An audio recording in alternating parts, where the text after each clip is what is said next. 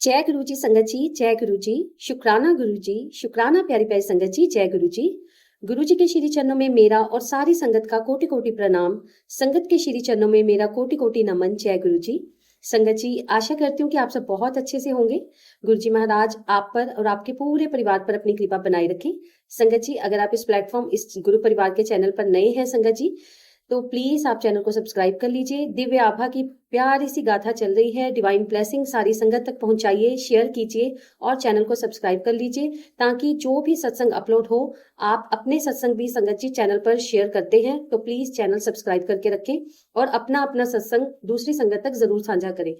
संगत जी, इसके अलावा आप सारी संगत जी से रिक्वेस्ट करी गई थी कि संगत जी दिव्य आभा की जर्नी, जैसे शिव महापुराण एक बड़ा ग्रंथ है, वैसे ही संगत जी गुरु जी महाराज की डिवाइन बुक जो कि दिव्य आभा यानी कि इंग्लिश में लाइट ऑफ डिविनिटी के नाम से संगत जी जानी जाती है, तो प्लीज संगत जी इसमें पुरानी संगत के सत्संग जो है वो लिखे गए हैं। और संगत जी इसकी समाप्ति के बाद जो गुरु जी महाराज हमें इशारा देंगे, हम गुरु जी महाराज के उस पुस्तक का भी अध्ययन करेंगे जो कि महाराज के नाम पर और लिखी गई है। पर संगत जी, जैसे कहते हैं कि गुरु जी महाराज ने जब किसी को अपने जीवन के उस रास्ते पर ले जाना हो जहां पर उस इंसान को पता लग जाता है कि अब मेरी जिंदगी के बहुत से कर्म हैं जो मैंने सही गलत किए थे, बहुत से पाप किए थे, मेरी जिंदगी में बहुत से कलेश थे, कोई रास्ता नजर नहीं आ रहा था और संगत जी ऐसा लग रहा था कि अब जीवन खत्म है। और संगत जी कई बार वो अपनी ही सोच में पड़कर अब ये कर लेते हैं, वो कर लेते हैं, या फिर कभी ऐसी सोच हो जाती है कि कुछ नहीं करना, सब कुछ छोड़ दो।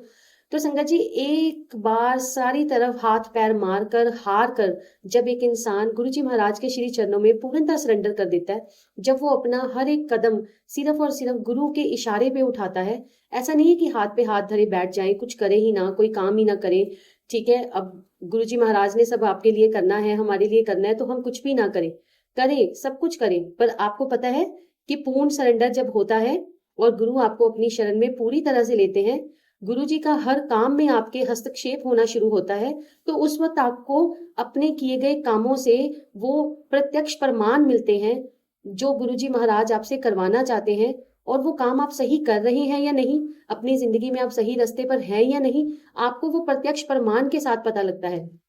इसलिए संगत जी आप अपना पूर्ण सरेंडर करें। और संगत जी इसके अलावा ये जो ग्रंथ, ये जो जैसे गुरु जी महाराज हमेशा कहते हैं कि शिव महापुराण भी सुना करो, गुरबानी सुना करो, तो संगत जी यहाँ पर सिर्फ और सिर्फ आपको गुरु चरणों के नजदीक ही लाया जा रहा है, इसके अलावा और कुछ नहीं किया जा रहा। संगत जी आज बड़े ही भारी मन से मैं आपसे कुछ बात साझा कर रही हूँ इन सारी वचनों के साथ। संगत जी कुछ संगत के व्हाट्सएप आते हैं या कई बार किसी संगत से बात भी हो जाए तो वो यही बोलते हैं कि आंटी दिव्य आभा हमें बहुत अच्छी लग रही है सुनने में और हमें बहुत आनंद आता है सत्संग सुनने में, पर हम जब रात को सुनते हैं तो सुनते सुनते ही सो जाते हैं। संगत जी यहाँ पर मैं आपको सिर्फ और सिर्फ महाराज का एक वचन याद दिलाना चाहती हूँ। गुरु जी महाराज हमेशा कहते हैं ना कि लंगर प्रसाद या चाय प्रसाद या आपको कोई भी प्रसाद मिले, आप घर जाके खाते हैं तो वो क्या बन जाता है, मिठाई के मात्र, है ना, और आप वहीं खाते हैं चाहे गुरु दरबार के बाहर ही पूरा खत्म करते हैं उसको, तो वो आपकी दवाई होती है, गुरु जी महाराज की ब्लेसिंग्स होती है ना संगत जी। ऐसे ही जब गुरु जी महाराज के वचनों में कहा गया है उन्होंने कि सत्संग में सोना नहीं चाहिए, तो संगत जी आप खुद सोचें कि आप सत्संग सुनते सुनते सो जाते हैं, ऐसा तो नहीं है ना कि हम इस लालच से ही दिव्य आभा सुन रहे हैं कि हमें महाराज की ब्लेसिंग मिलेगी। संगत जी ये एक ग्रंथ की तरह ही आप सुनिए ना, जैसे कि मान लीजिए शिव महापुराण है, आप जब उसको पढ़ने बैठेंगे आप कितना ध्यान रखते हो, सिर धोया कि नहीं धोया, प्याज तो नहीं खा लिया, कभी ऐसा नहीं कभी वैसा नहीं, कभी हम ऐसे हैं तो ऐसे कैसे करें, हमें कोई डिस्टर्ब कर रहा है तो हम पढ़ते ही नहीं है, कितने दिन घर में कुछ हो जाता है तो हम छोड़ देते हैं, और शिव महापुराण की उस ग्रंथ को हम कितना संभाल संभाल कर मंदिर में संजो संजो कर रखते हैं, है ना, कितना कुछ आप सोचते हैं। तो संगत जी ये भी एक बराबर का ही ग्रंथ है। जब कहते हैं ना विश्वास होता है तो एक पत्थर में भी हो जाता है। तो बस मैं इससे ज्यादा आपसे कुछ नहीं कह सकती। आप संगत जी पूरे दिन में देखो 24 घंटे का एक दिन रात होती है, ठीक है, मैंने आपसे पहले भी कहा था 8 घंटे उसमें से आप रात्रि के निकाल दो, तो सुबह जब आप मान लीजिए कोई 5 बजे उठ रहा है, कोई 6, कोई 7, कोई 8 बजे उठ रहा है, जितने बजे भी आप उठते हैं, फ्रेश होते हैं, नहाते धोते हैं संगत जी, उसके बाद जब आप अपना नाश्ता करते हैं, आप काम पे जा रहे होते हैं, या संगत जी आपको लंच टाइम में टाइम मिलता है, ये सिर्फ उन लोगों के लिए बोल रहे हैं जो अपने आप को बहुत ही ज्यादा बिजी मानते हैं, दिखाते हैं और होते भी हैं। तो प्लीज संगत जी आप अपने ये जो दिव्य आभा है या शिव महापुराण की आगे रिकॉर्डिंग अपलोड हो रही है बस 1-2 दिन में, या कोई भी गुरु महाराज का और सत्संग गुरबानी जब भी आप सुन रहे होते हैं, तो प्लीज कम से कम आप उस समय तो मत सुना करें कि आप सुनते सुनते सो ही जाए। तो संगत जी आपने सुना ही क्या, फिर अगले दिन आपको याद भी नहीं रहता कि आपने कितनी सुनी। और अगर यूट्यूब पे आप अपनी वीडियो में जाके देखते हैं, वो तो काफी आगे निकल गई होती है चलते चलते, है ना। तो फिर आप उसको दोबारा से सुनते भी नहीं है। क्या पता जो आपने मिस कर दिया उस सत्संग में आपके लिए कितनी ब्लेसिंग हो, है ना। और क्या पता वो सत्संग आपको सुनना कितना जरूरी हो। तो प्लीज संगत जी आप सबसे रिक्वेस्ट है कि आप इसको शुद्ध मन से सुने। अगर कोई भी सत्संग है, अगर आपको लगता है कि लंबा हो गया है, सिर्फ दिव्य आभा का नहीं, और भी कई बार हमें गुरुजी महाराज के इशारे होते हैं और जो सत्संग हम सुनते हैं इधर उधर दूसरे चैनल्स पे, तो प्लीज संगत जी आप उनको पूरा सुनने की कोशिश करा करें। क्योंकि कई बार सत्संग की शुरुआत में, बीच में, अंत में, या कई बार जब हम सत्संग सुनते हैं तो गुरुजी महाराज के बारे में इतना कुछ बताया जाता है, ऐसे लगता है कि हम बस महाराज के पास ही बैठे हैं और जो कुछ संगत अपना एक्सपीरियंस शेयर कर रही है वो सब कुछ हम अपनी आंखों से देख रहे हैं, कानों से सुन रहे हैं, सामने बैठे हैं और उन्हीं संगत के बीच में बैठे हैं जो उस वक्त गुरुजी महाराज का जो अपना अनुभव है वो साझा कर रही होती है। तो हम सत्संग सुनते ही किस लिए हैं? क्या सिर्फ और सिर्फ आप उपायों के लिए जुड़े हुए हैं गुरुजी महाराज से? नहीं संगत जी, ऐसा मत करें प्लीज। आप सबसे रिक्वेस्ट है आप इन बातों का ध्यान रखें। छोटी छोटी बातें जो होती हैं जब आप अपने गुरु के साथ जुड़ते हैं, गुरु आपको उठना बैठना चलना फिरना आपकी संगति तक बदल देते हैं। पहले पता नहीं आप एक, चलिए संगत जी आज मैं आपसे एक क्वेश्चन पूछती हूँ, प्लीज आप उसका कमेंट में रिप्लाई जरूर करना, व्हाट्सएप पे रिप्लाई जरूर करना। संगत जी आप अपने साथ घर परिवार में जो गुरुजी महाराज के साथ जुड़ गए हैं, आपके घर परिवार बने जाने, आप उनके साथ भी बात करके जरूर देखना कि कुछ टाइम पहले तक जब आप महाराज की शरण में आए हैं, कुछ टाइम पहले तक ऐसे क्या कंपनी थी आपकी, ठीक है, किन लोगों के बीच में आप रहते थे, कैसी संगति थी आपकी, क्या अब उनमें कोई बदलाव नहीं आया? क्या नेगेटिव लोग आपकी लाइफ से नहीं निकले? आपको भले ही दुख हुआ होगा, पर क्या ऐसा नहीं हुआ? क्या आपका जीवन कुछ बदलाव नहीं आया उसमें? क्या आप पीछे चले गए हो? संगत जी ऐसा अपने आप से पूछे और गुरुजी महाराज के शीश चरणों में फिर प्रणाम करें और महाराज को उस चीज का भी शुक्राना करें कि उन्होंने आपके जीवन को किस हद तक बदल दिया है। बदलाव तो संगत जी धीरे धीरे ही आते हैं ना, कर्म भी धीरे धीरे ही कटते हैं ना। तो प्लीज संगत जी इन सब बातों का, छोटी छोटी चीजों का ध्यान रखा करें। आप सबसे रिक्वेस्ट है, ठीक है। और अगर आपसे सत्संग पूरा नहीं सुना जाता, आप उसको जहां तक छोड़े याद रखें और उसको फिर वहीं से ही शुरुआत करें और उसे पूरा सुने। और आप सबको सत्संग सुनाने वाला जब भी सही होगा वो आप सबसे ये रिक्वेस्ट बार बार करेगा कि आप उसे पूरा सुने, क्योंकि संगत जी उसमें आपको बहुत सारी जो है आशीर्वाद मिल रहे होते हैं। सुनाने वाले ने तो सुना करके अपना भला कर ही लिया, वो तो गुरु जाने, परमात्मा जाने और सुनाने वाला जाने, ठीक है। सुनने वाले का क्या, ठीक है, जिसके लिए ये सब कराया जा रहा है, तो सुनने वाले तो आप सभी है ना संगत जी। तो आप सब ध्यान रखें। जय गुरु जी, शुक्राना गुरु जी। आपकी एक निरंतर सेवा है कि आप दिव्य आभा को आगे दूसरी संगत तक पहुंचाएं। आपके इसको शेयर करने पर किसी एक संगत ने भी दिव्य आभा की जर्नी ज्वाइन करी, शिव महापुराण की जर्नी ज्वाइन करी, तो आपकी खाते जो परमात्मा के पास आपका अकाउंट है उसमें आपका जो नाम है लिखा जाएगा। क्योंकि गुरु रास्ता दिखाने वाला जो होता है वो भी बहुत सारी ब्लेसिंग्स का हकदार होता है। तो आइए संगत जी बड़े ही विनम्र भाव से गुरु जी का मंत्र जाप करते हुए हम आज के दिव्य आभा के सत्संग में से अगली संगत जी का सत्संग लेंगे। संगत जी जय गुरु जी, शुक्राना गुरु जी। ओम नमः शिवाय, शिव जी सदा सहाय। ओम नमः शिवाय, गुरु जी सदा सहाय।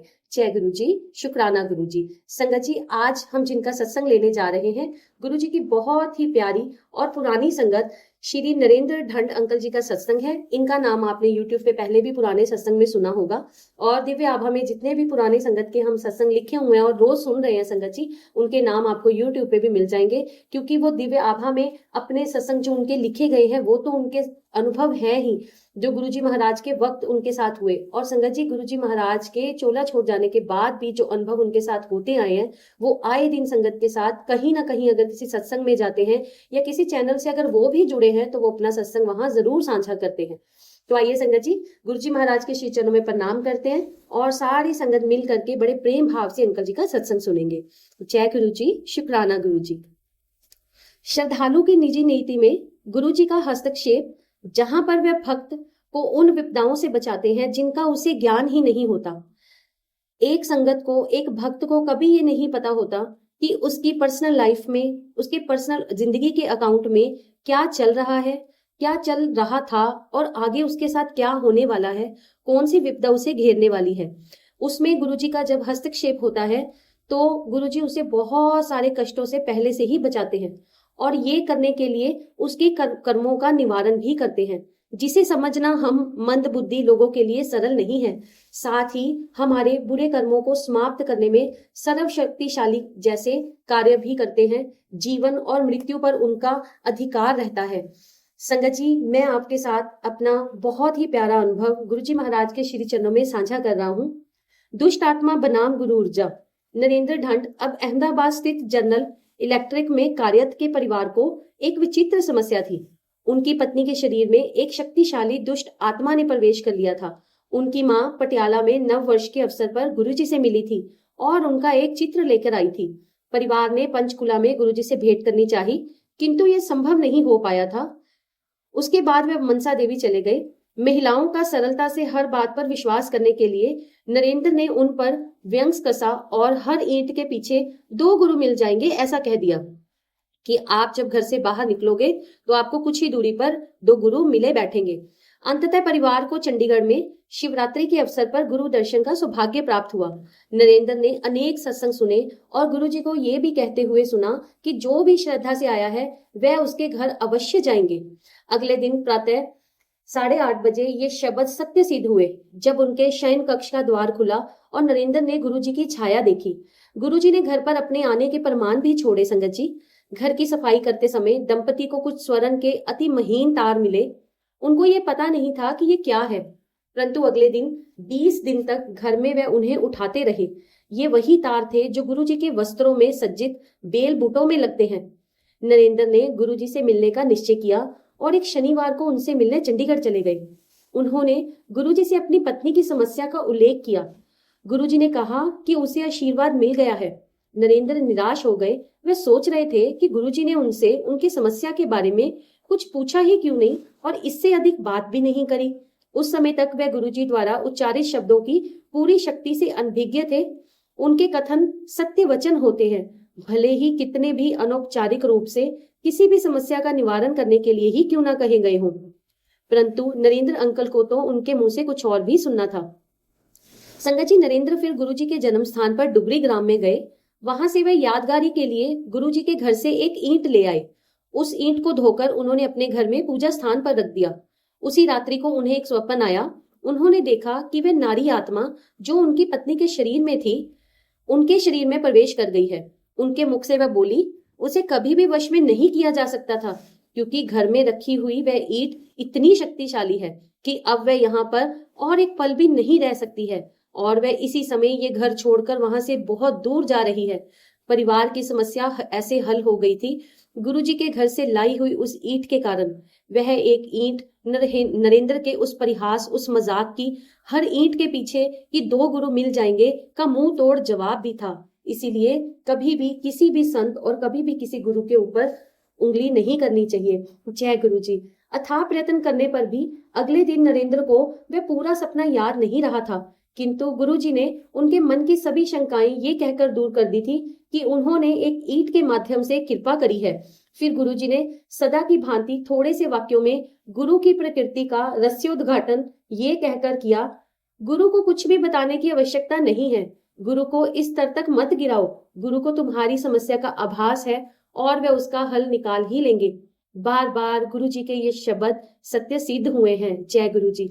संगत जी, मैं आशा करती हूँ कि इन सत्संग को सुन करके आप जी के श्री चरणों में प्रणाम करते हुए गुरु जी महाराज सारी संगत आपसे अरदास करे, अगर उनके घर में किसी भी तरह की कोई भी नेगेटिविटी है, कोई भी नकारात्मक ऊर्जा है, कोई भी आपस में लोगों की लगी हुई बुरी नजरें हैं, कोई भी बुरा किया कराया किसी के भी घर में है, तो गुरुजी महाराज आप उस नकारात्मक ऊर्जा की ईंट से ईंट बजा दे और गुरुजी महाराज संगत पर अपनी कृपा करें। संगत हर हाल में आपके श्री चरणों से जुड़े और गुरुजी महाराज आपकी कृपा, आपका आशीर्वाद संगत पर और उनके बच्चों पर, आने वाली पीढ़ी पर और उनके बड़े बुजुर्ग जो कि चले गए हैं, जो संगत पितृ दोष में ही फंसकर न जाने आजकल कितने ही दरवाजे खटखटाती है और कितने ही साधु संतों, महात्माओं और गुरुजी महाराज कितने ही पंडितों के चक्कर लगाती है। आप उन सबका कल्याण करें। और संगत जी, ये शब्द कि गुरु को कुछ भी बताने की आवश्यकता नहीं है, गुरु को इस स्तर तक मत गिराओ। संगत जी, ये शब्द अपने आप में आपको गुरुजी महाराज पर पूर्णतः सरेंडर करने पे मजबूर कर ही देते हैं।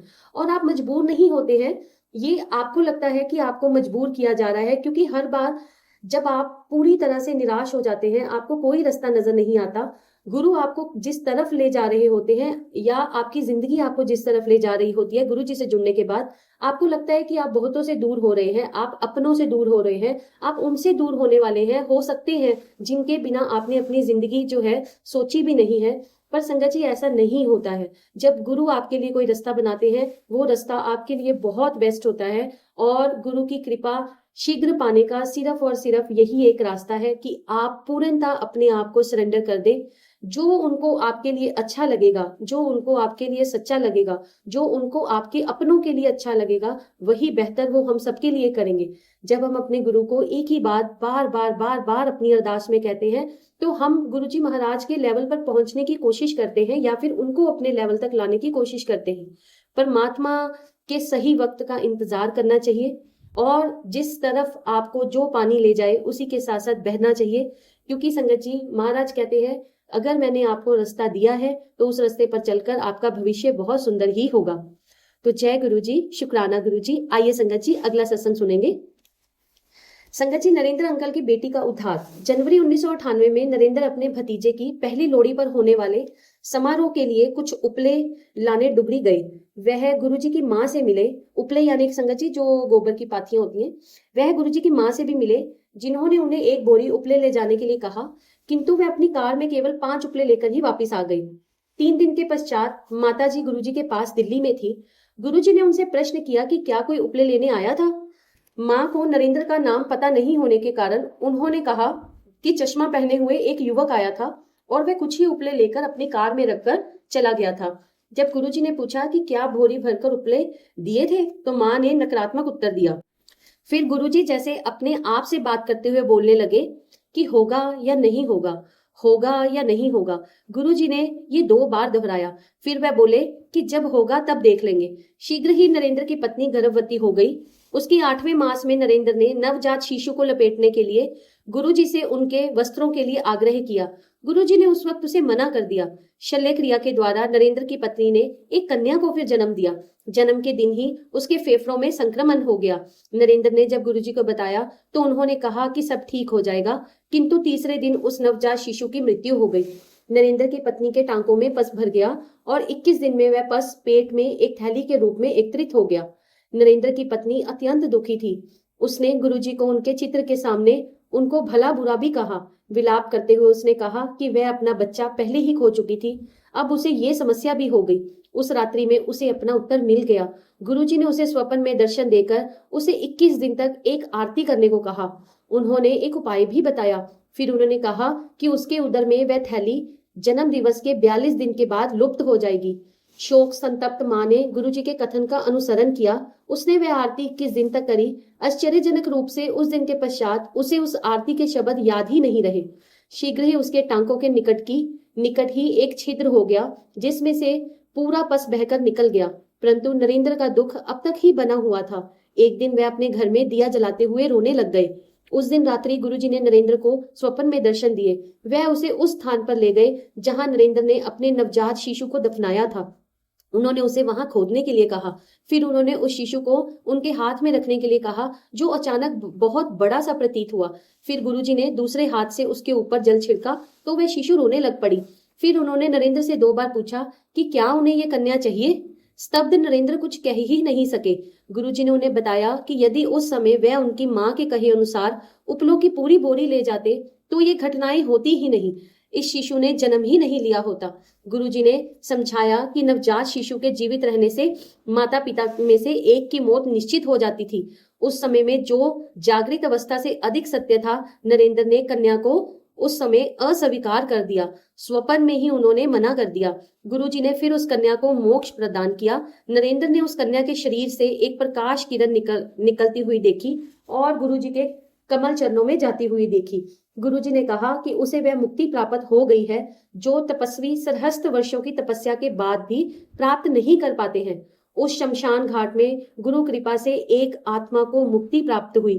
जय गुरु जी, जय गुरु जी। गुरु जी के वचन कहे हुए पूर्णतः सत्य होते हैं। गुरु जी ने जो आपको कुछ करने के लिए कहते हैं, कभी भी आपको आपका गुरु कुछ भी करने के लिए कहे, आज जब गुरु जी महाराज पूर्णतः अपने मानव चोले में नहीं है और वो अपने संपूर्ण यानी कि अपने ईश्वर चोले में है, और ईश्वर तो हमेशा साक्षात, जब तक ये संसार रहेगा ईश्वर तो उसके बाद भी रहेगा। और जब आपको ईश्वर किसी न किसी माध्यम से कुछ भी करने को बोलते हैं तो हमें वो करना ही चाहिए होता है। अगर आपको ईश्वर ने कहा कि ये नहीं करना तो नहीं करना, इस रास्ते नहीं जाना तो नहीं जाना, और गुरुजी महाराज ने अगर कह दिया कि ये करना है तो आपको अपने सारे काम छोड़कर भी उसे करना है।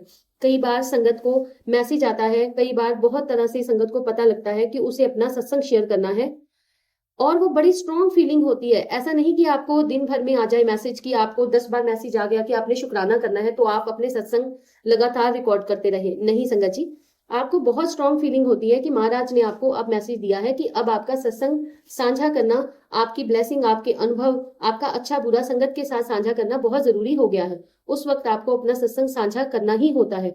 जब आपको लगे कि गुरु जी ने आपको कोई गुरबानी, कोई शब्द किसी के माध्यम से ब्लेस करवाया है, होते तो वो गुरु ही है ना, तो आपको जब गुरु का इशारा मिला, आज माध्यम कोई भी बन रहा है, चाहे वो सत्संग हो, गुरबानी हो, शिव महापुराण की ब्लेसिंग हो, दिव्य आभा हो, कोई आपको, जैसे कि आप मेरे साथ व्हाट्सएप पे जुड़े हुए हैं, कॉल पे बात करते हैं, मैसेज पे बात करते हैं, कई बार अंतरात्मा से आवाज निकलती है जो महाराज की पहली आवाज होती है, आपको कुछ बताया जाता है करने के लिए, तो आपको वो करना ही चाहिए होता है। आप दिन भर में एक काम कोई भी ऐसा छोड़ सकते हैं, 2 काम ऐसे छोड़ सकते हैं जिसकी अननेसेसरली आपकी लाइफ में जरूरत भी नहीं होती, आप उसको अननेसेसरी कर रहे होते हैं। उसकी जगह पे आप वो काम करें जो आपको गुरुजी ने कहा होता है। और ये एक्सपीरियंस अब संगत जी मैं पर्सनली कर चुकी हूँ, और इन एक्सपीरियंसेस का अनुभव बहुत ही स्ट्रांग है। वो कैसे कि कई बार बहुत स्ट्रांग मैसेज किसी संगत के लिए आता है, वो अपने घर में बैठ रखी होती है, महीना 2 महीने से हमारी व्हाट्सएप पे या ऐसे भी बात नहीं हुई होती, महाराज का इशारा आता है कि उन्होंने कह दे, उनके तक मैसेज पहुंचा दे। संगत जी, उस संगत को वो मैसेज दिया जाता है, कोई संगत फॉलो करती है, कोई नहीं करती है, और फिर कुछ ही दिनों में उसका रिजल्ट भी सामने आ जाता है। कुछ ऐसा नकारात्मक भी हो जाता है कि जो संगत उस मर से निकल ही नहीं पाती है जल्दी, और फिर वो सेवा या सिमरन या जो भी महाराज कहते हैं उसको करने के लिए, वो कुछ ऐसा ही होता है जो उसकी प्रॉब्लम से जुड़ा होता है, और उसको फिर समझ में आता है कि अगर मैंने कर लिया होता टाइम रहते तो शायद ये सब नहीं होता। तो संगत जी, आशा करती हूँ कि आप सब जने जो भी महाराज के आपको मैसेजेस मिलते हैं, इशारे मिलते हैं, जो भी करने के लिए आप वो करते हैं। और ये भी आशा करती हूँ कि गुरुजी महाराज ने, हमारे परमेश्वर ने हम सबको बुद्धि दी है, और हमारी बुद्धि इतनी भी छोटी नहीं है संगत जी कि हम किसी भी मैसेज को फॉलो करें। अगर आपको गलत शलत मलत को कैसे भी उपाय इंस्टाग्राम, फेसबुक या इधर उधर यूट्यूब से, ऐसे चैनलों से मिल जाते हैं, तो आप वो सब करने लग जाएं। इतनी छोटी बुद्धि भी हमारी नहीं है। जब हमें पता है कि हमारे गुरु ने हमें हमेशा से, शुरू से सिर्फ और सिर्फ शब्द, गुरबानी, अपने आप, मंत्र जाप, लंगर प्रसाद, यही सबसे ही जोड़ा है। और बहुत रेयर होता है कि गुरुजी महाराज की पुरानी संगत के माध्यम से, कुछ सत्संग के माध्यम से गुरुजी महाराज आप सबको कोई इशारा देते हैं कुछ करने के लिए, और वो आप जी ने करना होता है। इसके अलावा संगत जी, इधर उधर के चक्रों में ना पड़े, आप सबसे मेरी यही रिक्वेस्ट है। संगत जी, दिव्य आभा से ज्यादा आज गुरुजी महाराज ने, मुझे लगता है, जहां तक कि आप सबको बहुत से मैसेज दिए हैं, मैं भी आप सबका हिस्सा ही हूँ।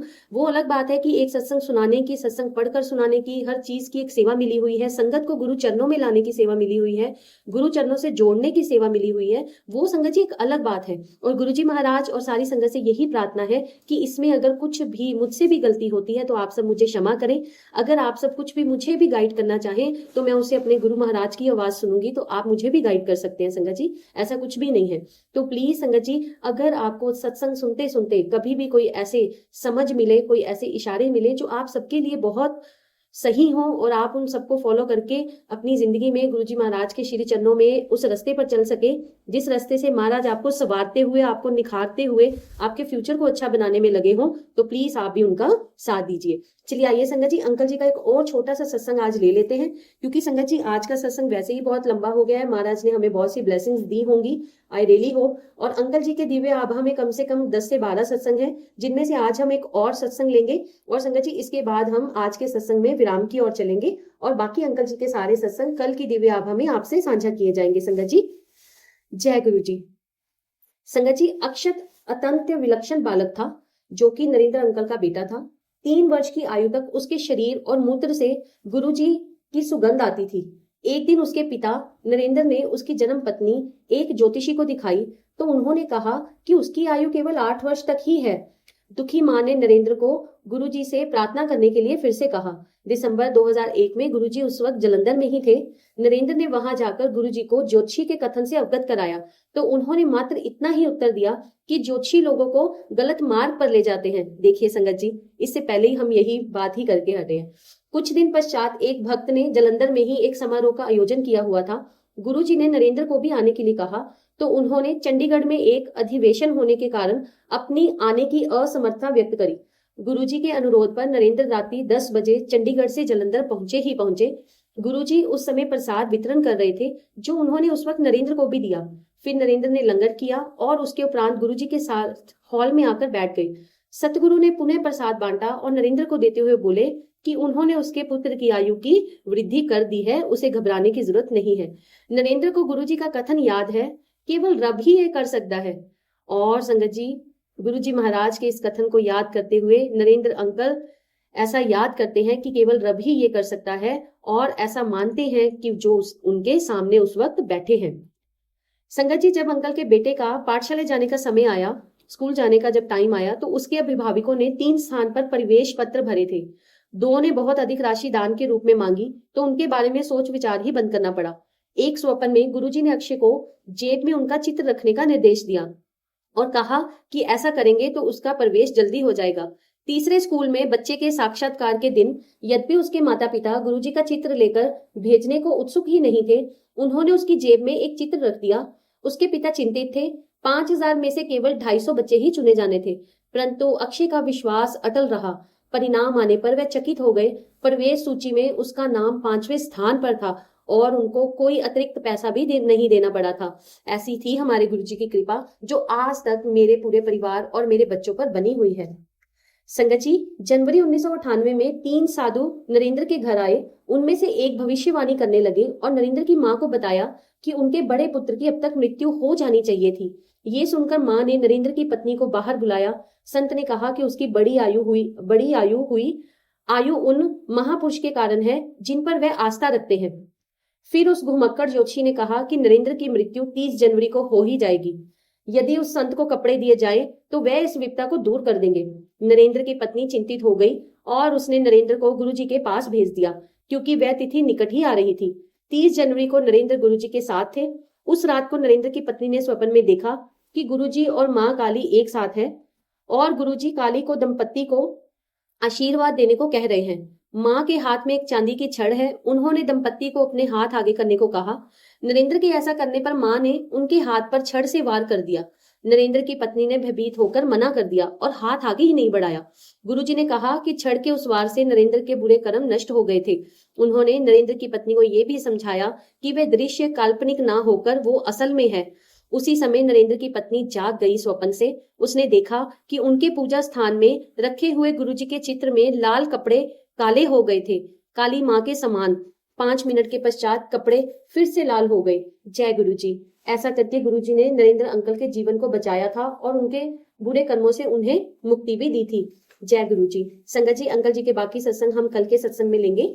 आइए संगत जी, मंत्र जाप की ओर चलते हैं और आशा करती हूँ कि सारी संगत दिव्य आभा सुन रही है। संगत जी, दिव्य आभा की जर्नी में आप आलस नहीं करें प्लीज। मेरी आप सबसे यही दोनों हाथ जोड़ के रिक्वेस्ट है। और जब भी आपको, अगर आप व्हाट्सएप ग्रुप से भी जुड़े हुए हैं जिसमें कि संगत जी पूरा दिन ग्रुप चैट किसी भी संगत के लिए ऑन नहीं होती, संगत जी शाम को 7 से 9 बजे तक ग्रुप चैट ओपन रखी जाती है। वो भी इसलिए क्योंकि संध्या वेला होता है, हम गुरुजी महाराज का सारी संगत मिल करके शुक्राना करते हैं, जो कि सिर्फ ऑडियो वॉइस में ही करना अलाउड है। कोई फोटोज नहीं, कोई वीडियोज नहीं, कोई स्टिकर्स नहीं। संगत जी, आप भी चाहें, अगर कोई नई संगत आज दिव्य आभा का सत्संग कोई एक भी सुन रही हो और ग्रुप में ऐड होना चाहें तो डिस्क्रिप्शन में संगत जी ग्रुप का लिंक दिया गया है, आप लोग ज्वाइन कर सकते हैं। नहीं तो आप मुझे मैसेज कर सकते हैं, मैं आपको ग्रुप का लिंक भेज दूंगी। संगत जी, गुरुजी महाराज के स्वरूप की ब्लेसिंग्स की सेवा निरंतर जारी है। गुरुजी महाराज पिछले 1.5 साल से जो है अपनी इस बच्ची से सारी संगत तक घर बैठे ब्लेसिंग्स पहुंचाने की सेवा करवा रहे हैं, जो कि वो खुद ही कर रहे हैं। संगत जी, हम तो बहुत निमाने हैं इन सब चीजों में। तो संगत जी, आप सब में से जो भी संगत अभी तक भी गुरुजी महाराज के पहले स्वरूप और ब्लेसिंग का इंतजार ही कर रही है और किसी भी वजह से किसी सत्संग में नहीं जा पा रही है, तो प्लीज प्लीज प्लीज आप लोग जो है मुझे अपना कंप्लीट एड्रेस भेज सकते हैं और महाराज की जो भी कृपा रहेगी आप तक जिस भी रूप में आपके घर आने में, तो संगत जी वो स्वरूप ब्लेसिंग आप तक जरूर पहुंच जाएंगी। और जिसको लगता है कि संगत जी आपके किसी रिलेटिव या बहुत दूर है इंडिया में, ठीक है, किसी भी स्टेट से हो, किसी भी सिटी में हो संगत जी, कुरियर सेवाएं निरंतर जारी हैं और सारी संगत तक पहुंच रही हैं, तो आप लोग उनको भी मेरा नंबर दे सकते हैं। और संगत जी आइए चलिए मंत्र जाप करते हैं। ओम नमः शिवाय, शिवजी सदा सहाय। ओम नमः शिवाय, गुरुजी सदा सहाय। ओम नमः शिवाय, शिवजी सदा सहाय। ओम नमः शिवाय, गुरुजी सदा सहाय। ओम नमः शिवाय, शिवजी सदा सहाय। ओम नमः शिवाय, गुरुजी सदा सहाय। ओम नमः शिवाय, शिवजी सदा सहाय। ओम नमः शिवाय, गुरुजी सदा सहाय। ओम नमः शिवाय, शिवजी सदा सहाय। ओम नमः शिवाय, गुरुजी सदा सहाय। ओम नमः शिवाय, शिवजी सदा सहाय। ओम नमः शिवाय। गुरुजी महाराज सारी संगत के हर पल, हर दिन, हर रात, हर वेले सदा ही सहाय। जय गुरुजी, शुक्राना गुरुजी, अनंतम अनंतम शुक्राना गुरुजी। शुक्राना प्यारी प्यारी संगत जी, आप सबका भी बहुत बहुत शुक्राना। जय गुरु।